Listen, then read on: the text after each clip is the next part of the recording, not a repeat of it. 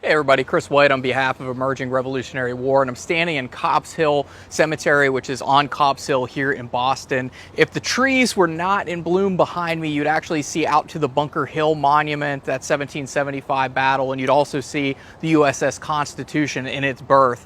But directly behind the camera, you would also see the Old North Church, which is obviously made famous by the Midnight Ride of Paul Revere in that famous poem, One If by Land, Two If by Sea. But up in here, this is the local burying ground named after William Kopp, who is a cobbler in the area, and this burying ground dates back to 1659, so this is the second oldest burying ground in the city of Boston, Massachusetts. And behind me we have one of the most important grave sites, and this would be to the Mather family. You might have heard of a man named Cotton Mather. Cotton Mather is a very influential man here in Boston. He's actually what we can consider America's first historian. He wrote more than 400 books. He went to Harvard University at the age of 12, the youngest man to ever do so. And he and his father, Kris Mather, are going to be ministers here in Boston. And Kris Mather will live until 1723. His son will pass away in 1728. But Cotton Mather is a very influential person. He's going to write about the Salem witch trials. He's going to write about the smallpox epidemic up here. In 1721, there was a smallpox outbreak here in the city of Boston. And as this smallpox epidemic started with one person getting off a boat from the West Indies, it then spread to 3 people, who then spread out into the city and then started acting as carriers. Mather is going to write a very influential and somewhat controversial essay in a journal that's going to talk about early forms of inoculation. One of his slaves that he owns is going to tell him about back in Africa that they would cut open a wound and actually seep the pus in from a smallpox sore, and that would be a form of inoculation for folks. Folks would maybe get a little bit sick. They might come up to 50 or 100 pox on their body, but they will never get the full-blown smallpox. And so Mather says to everyone in the city, this is what we should do. We should inoculate everybody. Only one doctor took him up on this. And this doctor is going to go around, start treating some folks. But somebody who took a great offense to the idea that what Mather was pushing with this inoculation were the Franklins, James Franklin and his apprentice Benjamin Franklin.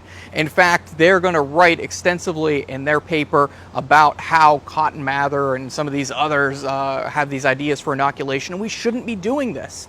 So the death rate here in Boston will actually skyrocket. 1 in 15 people will die of smallpox during this epidemic. And in fact, the Silence Do-Good letters that we start to hear about from Benjamin Franklin, we don't know it at the time, that he is the anonymous writer or author of these papers. He's actually taking shots at Cotton Mather, who wrote about silence at one point and then wrote an essay about doing good deeds in another. So he put Silence Do Good together as this pen name and then started putting letters under the door of James Franklin's office here, his printing office here in Boston. So Franklin actually takes some shots at Cotton Mather, even though Mather doesn't know who's actually doing this. Later on in life, Benjamin Franklin will grow very fond of Cotton Mather, and when Samuel Mather, one of Cotton Mather's sons, writes to him, he is going to talk about a story about Cotton Mather and say, I went over to your father's house around 1724 and we had a great meeting, and as I was exiting through a corridor, I was turning back to speak to your father when he screamed out, stoop, and I did not stoop quickly enough, and I smashed my head into a high beam that was running across this passageway, and it knocked him down onto the ground. And Cotton Mather said something along the lines to Benjamin Franklin that throughout life you need to stoop from time to time, otherwise life will knock you down. And Benjamin Franklin said that is something that stuck with him all of his life, that sage advice or that sage wisdom that Cotton Mather gave to him in 1724. Cotton Mather lives somewhat of a tragic life as well. He'll have 3 wives. 2 of them will die at a young age, and his 3rd wife will actually be declared insane. Between his 3 marriages, Cotton Mather will have 15 kids, but only 6 of them will live to adulthood.